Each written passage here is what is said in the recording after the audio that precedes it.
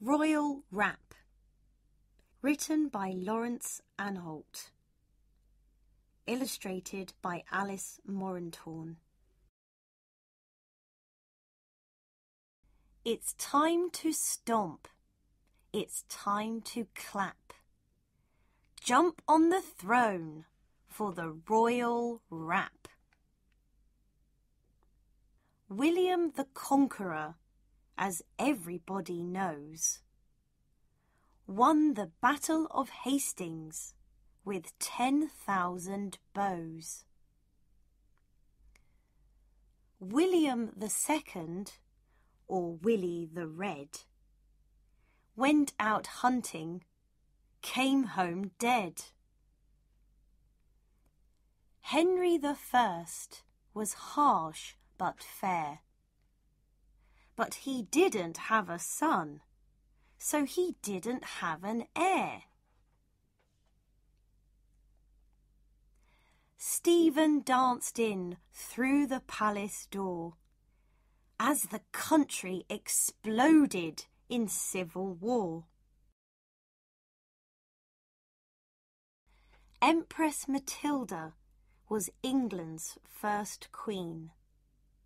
She was cross and crabby and downright mean. Henry II caused a holy upheaval when he murdered a bishop in Canterbury Cathedral. Richard I was the Lionheart Crusader, though his enemies called him a ruthless invader. John's Magna Carta was decent and good. He was king at the time of Robin Hood. Henry III served longest of them all. He set up Parliament in Westminster Hall. Edward I was brawny and brave, sent Robert the Bruce running into a cave. When his son Edward took his turn, he was bashed by the Scots at Bannockburn. Edward III then ruled the nation, but the Black Death halved the population. Richard II spent years in jail as Chaucer was writing a Canterbury Tale. Henry IV took the throne by force, caught a horrid disease, and died, of course. Henry V fought the 100 Years' War and defeated the French at Agincourt. Henry VI, crowned at 9 months old, was capable of miracles, so we are told.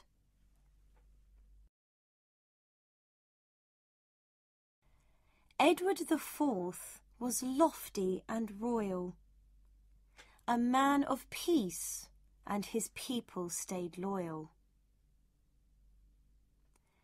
Edward V had 8 weeks of power. He was murdered with his brother in London's Tower. Richard III, with sword and shield, was the last king to die on the battlefield. Henry VII sure loved to spend, as the War of the Roses came to an end. No one liked food like Henry VIII. He got through wives like he got through plates. Edward VI was next on the scene, but he passed away aged just 15. Mary I was seriously scary. She chopped off heads, did Bloody Mary. Elizabeth I was a royal success, known to her people as Good Queen Bess. James I, both English and a Scot, was the king who rumbled the gunpowder plot.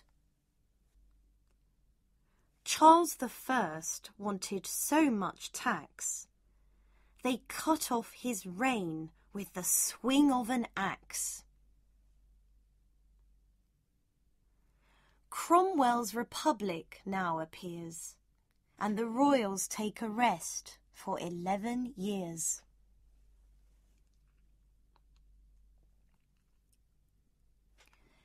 Charlie II liked to look pretty, while the plague and the fire swept through the city.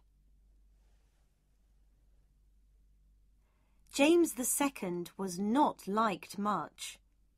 He ran for cover at the sight of the Dutch. William and Mary shared the throne. After Mary died, Willie ruled alone. Poor Queen Anne was the saddest bride. She had 17 children. All of them died.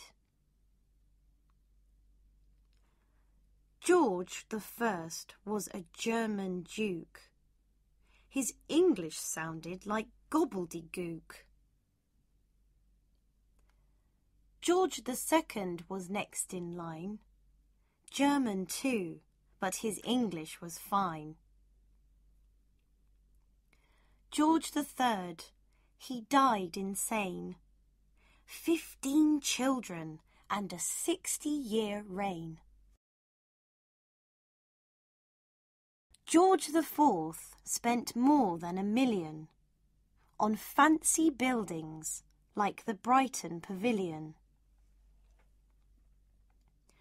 William IV was ruler of the waves, the sailor king who freed the slaves. Victoria's empire spanned the globe, a sad-faced monarch in a mourning robe.